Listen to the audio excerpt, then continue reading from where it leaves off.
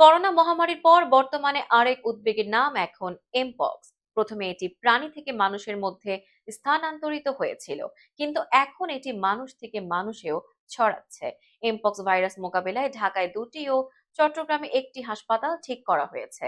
Mpox রোগী শনাক্তের জন্য ল্যাব প্রস্তুত রেখেছে institute of epidemiology, disease control and research.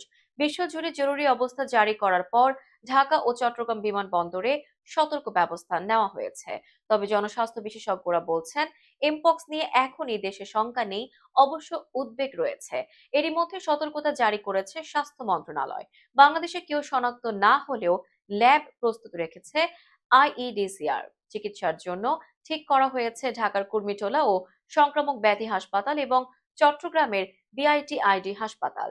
জনস্বাস্থ্য বিশেষজ্ঞরা জানান, জ্বর, মাথা ব্যথা ও ত্বকে ফুসকুড়ি এমপক্সের লক্ষণ। আক্রান্ত ব্যক্তির সংস্পর্শে, এমনকি নিঃশ্বাস থেকেও অন্যজন সংক্রমিত হতে পারে। জনস্বাস্থ্য বিশেষজ্ঞ মোশতাক হোসেন বলেন, বাংলাদেশে যদি কোনো এমপক্স রোগী পাওয়া যায় তাহলে তার পরিবারের অন্য সদস্যদের ভ্যাকসিন দিতে হবে।